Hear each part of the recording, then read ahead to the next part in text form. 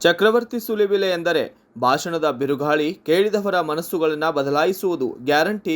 ಭಾರತೀಯ ಹಿಂದುತ್ವದ ವಿರೋಧಿಗಳಿಗೆ ಬೆಂಕಿ, ಹಿಂದೂಸ್ತಾನವನ್ನು ಪ್ರೀತಿಸುವವರಿಗೆ ಪ್ರೀತಿಯ ಸಾಗರ. ಇಂತಹ ಮಾತಿನ ಅರ್ಥಗಳ ಉಳ್ಳ ಭಾಷೆಯನ್ನು ಮಾಡುವುದರಲ್ಲಿ, ಭಾಷಣವನ್ನು ಕೂಡ ಮಾಡುವುದರಲ್ಲಿ ಜನರ ಮನಸ್ಸನ್ನು ಗೆದ್ದಿರುವ ನಮ್ಮ ಕರ್ನಾಟಕದ ಹುಲಿ ಎಂದೇ ಖ್ಯಾತಿ ಹೊಂದಿರುವಂತಹ ಚಕ್ರವರ್ತಿ ಸುಲಿಬೆಲೆ ಇಂಥವರು ಒಬ್ಬ ಕರ್ನಾಟಕದ ಹಿಂದುತ್ವವನ್ನು ಅರ್ಥ ಮಾಡಿಕೊಂಡು ಹಿಂದೂಸ್ತಾನಕ್ಕಾಗಿ ಬಿಜೆಪಿ ಪರ ಭಾಷಣ ಕೂಗುತ್ತಾ ಮತ್ತೊಮ್ಮೆ ಮೋದಿ ಅಬ್ ಕಿ ಬಾರ್ 400 ಕೆ ಪಾರ್ ಬಿಜೆಪಿ ಪರ ಪ್ರಚಾರದತ್ತ ಸಾಗಿದ್ದಾರೆ. ಇದು ಬಿಜೆಪಿ ಪಕ್ಷದ ಪ್ರಿಯರಿಗೆ ಸಂಪೂರ್ಣವಾಗಿ ನರೇಂದ್ರ ಮೋದಿಯ 10 ವರ್ಷಗಳ ಅಭಿವೃದ್ಧಿಯನ್ನು ಕುರಿತು ಸ್ವಚ್ಛ ಹಾಗೂ ಸಮರ್ಥವಾಗಿ ಸ್ಕ್ರೀನ್ ಮೂಲಕ ತಿಳಿಸಿ ಕೊಡುತ್ತಿದ್ದಾರೆ. ಇದು ಭಾರತೀಯ ಸಂಪೂರ್ಣ ಅಭಿವೃದ್ಧಿಯ ಆಕಾಂಕ್ಷಿ, ನಮ್ಮ ಸ್ವಚ್ಛ ಅಭಿವೃದ್ಧಿ ಭಾರತ ಹಾಗೂ ಸಮೃದ್ಧ ನಾಯಕರಾದಂತಹ ನರೇಂದ್ರ ಮೋದಿಯವರ ಪ್ರಚಾರ ಈ ಬಾರಿಯೂ ಕೂಡ ತಮ್ಮ ಅಮೂಲ್ಯವಾದ ಮತಗಳನ್ನು ನೀಡಿ ಮತ್ತೊಮ್ಮೆ ಮೋದಿಯನ್ನು ಆರಿಸಿ ತರಬೇಕೆಂದು ಕರೆಯನ್ನು ನೀಡಿದ್ದಾರೆ. ಈ 10 ವರ್ಷಗಳಲ್ಲಿ ನಡೆದ ಅಭಿವೃದ್ಧಿ ಇಡೀ ಜಗತ್ತಿನಲ್ಲಿ ಹರಿದಾಡಿದೆ. ಯಾವ ರೀತಿಯಾಗಿ, ಯಾವ ಸ್ಥಳಗಳಲ್ಲಿ, ನಮ್ಮ ದೇಶದ ಮೂಲೆ ಮೂಲೆಗಳಲ್ಲಿ ನಡೆದಿರುವ ಬಗ್ಗೆ ಅವರ ಬಾಯಿಯಿಂದಲೇ ಕೇಳೋಣ ಬನ್ನಿ.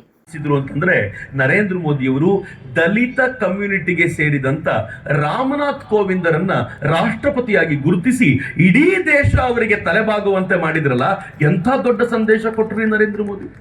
ಈಗಲಾದ್ರೂ ಯಾರ್ರೀ ಪ್ರಧಾನಮಂತ್ರಿ, ರಾಷ್ಟ್ರಪತಿ? ಹೆಣ್ಣು ಮಕ್ಕಳಿಗೆ ಬೆಲೆ ಇಲ್ಲ ಹಿಂದೂ ಧರ್ಮದಲ್ಲಿ ಅಂತಾರೆ, ಟ್ರೈಬಲ್ಗಳಿಗೆ ಬೆಲೆ ಇಲ್ಲ ಹಿಂದೂ ಧರ್ಮದಲ್ಲಿ ಅಂತಾರೆ. ಆದರೆ ರಾಷ್ಟ್ರಪತಿ ಒಬ್ಬ ಟ್ರೈಬಲ್ ಹೆಣ್ಣು ಮಗಳು.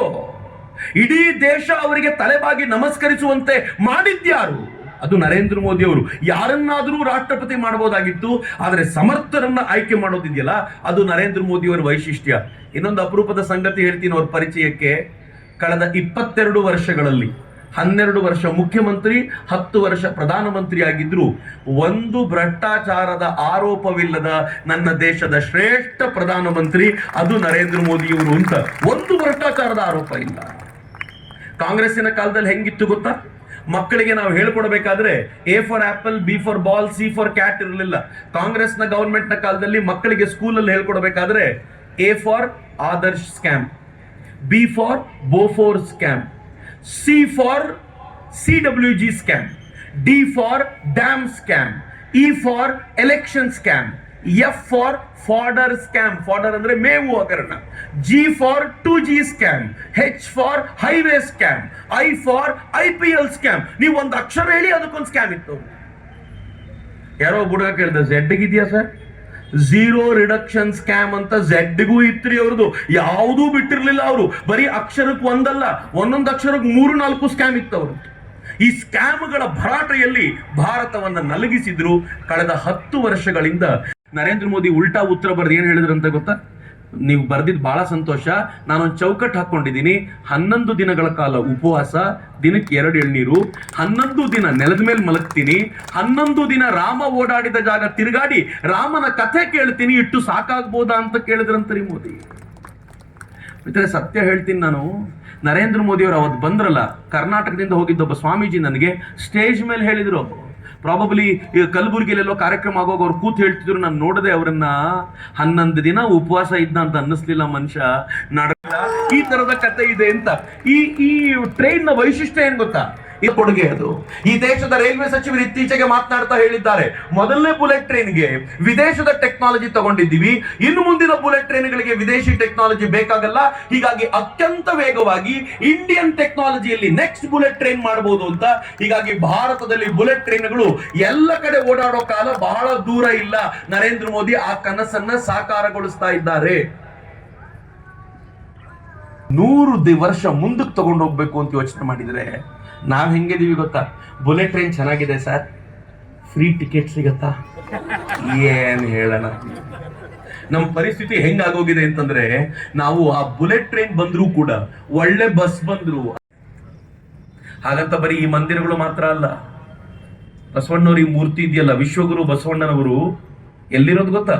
ಚಿಕ್ಕೋಡಿಯಲ್ಲ ರೀ, ಬೆಳಗಾವಿಯಲ್ಲ, ಬಿಜಾಪುರದಲ್ಲ, ಇದು ಬೀದರ್ನಲ್ಲ, ಕರ್ನಾಟಕದಲ್ಲೇ ಅಲ್ಲ, ಭಾರತದಲ್ಲೂ ಅಲ್ಲ, ಲಂಡನ್ನಿನ ಥೇಮ್ಸ್ ನದಿಯ ದಡದ ಮೇಲೆ ನರೇಂದ್ರ ಮೋದಿಯವರ ಕಾಲದಲ್ಲಿ ಅನಾವರಣಗೊಂಡಂತ ಅದ್ಭುತವಾಗಿರುವಂತ ಬಸವಣ್ಣನವರ ಮೂರ್ತಿ ಅದು.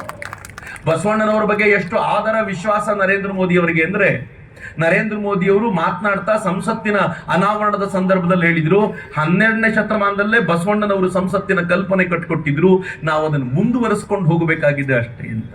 ನೀವು ಸಂಸತ್ತಿನ ಕಟ್ಟಡದ ಒಳಗೆ ಒಂದು ಫಲಕ ಇದೆ, ಆ ಫಲಕದಲ್ಲಿ 4ನೇ ಚಿತ್ರ ಇದೆಯಲ್ಲ, ಅದು ಬಸವಣ್ಣನವರದು. ಮೇಲೊಂದು ಕನ್ನಡದ ವಚನ ನೋಡಿ ಬಸವಣ್ಣನವರದು, ಕಳಬೇಡ ಕೊಲಬೇಡ ಹುಸಿಯ ನುಡಿಯಲು ಬೇಡ ಅನ್ನುವಂತ ವಚನ ಇದೆಯಲ್ಲ, ಅದು ಕೂಡ ಬಸವಣ್ಣನವರದು. ನರೇಂದ್ರ ಮೋದಿಯವರು ಏನ್ ಮಾಡಿದ್ರು ಕರ್ನಾಟಕಕ್ಕೆ ಅಂತ ಕೇಳಿದ್ರೆ, ಧರ್ಮದ ವಿಚಾರಕ್ಕೆ ಬಂದಾಗ ಇಷ್ಟು ಹಂತದಲ್ಲಿ ಮಾತನಾಡಿದರು. ಕಾಂಗ್ರೆಸ್ಸಿಗರಿಗೆ ಪ್ರಶ್ನೆ ಕೇಳೋದ್ರು, ಪ್ರಶ್ನೆ ಕೇಳ್ತೀನಿ, ಕಾಂಗ್ರೆಸ್ನವ್ರು ಸಿಕ್ಕಿದ್ರೆ ಈ ಪ್ರಶ್ನೆ ಕೇಳಿ. ಇಷ್ಟೆಲ್ಲ ಬಾಬಾ ಸಾಹೇಬ್ ಅಂಬೇಡ್ಕರ್ ಬಗ್ಗೆ ಡೋಲು ಬಡಿಯುವಂತ ಕಾಂಗ್ರೆಸ್ಸಿಗರು ಬಾಬಾ ಸಾಹೇಬರಿಗೆ ಒಂದು ಭಾರತ ರತ್ನವನ್ನ ಯಾಕೆ ಕೊಡ್ಲಿಲ್ಲ? ಕೇಳಬೇಕಲ್ಲ ಈ ಪ್ರಶ್ನೆ. ನಾನು ನಿಮ್ಗೆ ಹೇಳಿದ್ರೆ ಆಶ್ಚರ್ಯ ಅನ್ಸುತ್ತೆ, ಅಸಹ್ಯನೋ ಅನ್ಸುತ್ತೆ. ಮಗಳು ಬಂದ್ಲು, ಮಗಳನ್ನ ಕೇಳಿದ್ಲು, ಭಾರತ ರತ್ನ ಯಾರು? ನಮ್ಮ ಅಪ್ಪ ಭಾರತ ರತ್ನ ಆದ್ರೆ ಅವ್ರ ಮಗಳು ನಾನು ಭಾರತ ರತ್ನ ಅಲ್ವಾ? ಈಗ ನನಗೆ ನಾನೇ ಮಗಳು ಹಾಕೊಂಡ್ರಿ. ಬಾಬಾ ಸಾಹೇಬರಿಗೆ ಕೊಡಬೇಕು ಅಂತ ಅನ್ನಿಸ್ಲೇ ಇಲ್ಲ ಅವರಿಗೆ. ಬಾಬಾ ಸಾಹೇಬರಿಗೆ ಅವರಿಗೆ ಭಾರತ ರತ್ನ ಕೊಡಬೇಕು ಅಂತಂದ್ರೆ ನಾನ್ ಕಾಂಗ್ರೆಸ್ ಗವರ್ಮೆಂಟ್ VP ಸಿಂಗ್ರೆ ಬಂದು ಅವ್ರಿಗೊಂದು ಭಾರತ ರತ್ನ ಕೊಡಬೇಕಾಯ್ತು. ಕಾಂಗ್ರೆಸ್ ಯಾವತ್ತೂ ಕೊಡ್ಲಿಲ್ಲ. ಕೇಳ್ರಲ್ಲ ಕಾಂಗ್ರೆಸ್ಸಿಗರು ಬಂದ್ರೆ. ಆದ್ರೆ ನರೇಂದ್ರ ಮೋದಿ ಏನ್ ಮಾಡಿದ್ರು ಗೊತ್ತಾ? ನಿಮ್ಮಲ್ಲಿ ಬಹುತೇಕರಿಗೆ ಗೊತ್ತಿಲ್ಲದ ಸಂಗತಿ ಮಿತ್ರರೇ, ಬಾಬಾ ಸಾಹೇಬರ ಹೆಸರಲ್ಲಿ ಪಂಚತೀರ್ಥವನ್ನ ಡೆವಲಪ್ ಮಾಡಿದ್ರು. ಬಾಬಾ ಸಾಹೇಬರು ಹುಟ್ಟಿದಂತ ಮಧ್ಯಪ್ರದೇಶದ ಮಹು ಅನ್ನುವಂತ ಜಾಗವನ್ನ ಜನ್ಮಭೂಮಿ, ಅದನ್ನ ಬಾಬಾ ಸಾಹೇಬರ ಶಿಕ್ಷಾ ಭೂಮಿಯಾಗಿ ಡೆವಲಪ್ ಮಾಡಿದ್ರು. ಮೂರನೇದು, ಬಾಬಾ ಸಾಹೇಬರು ದೀಕ್ಷೆ ತೆಗೆದುಕೊಂಡ ನಾಗಪುರದ ಜಾಗವನ್ನ ದೀಕ್ಷರು. ಬಾಬಾ ಸಾಹೇಬರು ತೀರಿಕೊಂಡ ದೆಹಲಿ. ಬ್ಯೂರೋ ರಿಪೋರ್ಟ್ ರಾಜು ಮುಂಡೆ, ಭಾರತ ವೈಭವ news, Chikkodi. Thanks for watching. Read, discuss and debate with editor Dr. Yan Prashant Rao. Wanted reporters in print, digital and visual media for Bharat Vaibhav Daily Newspaper, BV News Channel and BV Fast Web News from all the talukas of Karnataka. If interested, send your resume to 9482633333.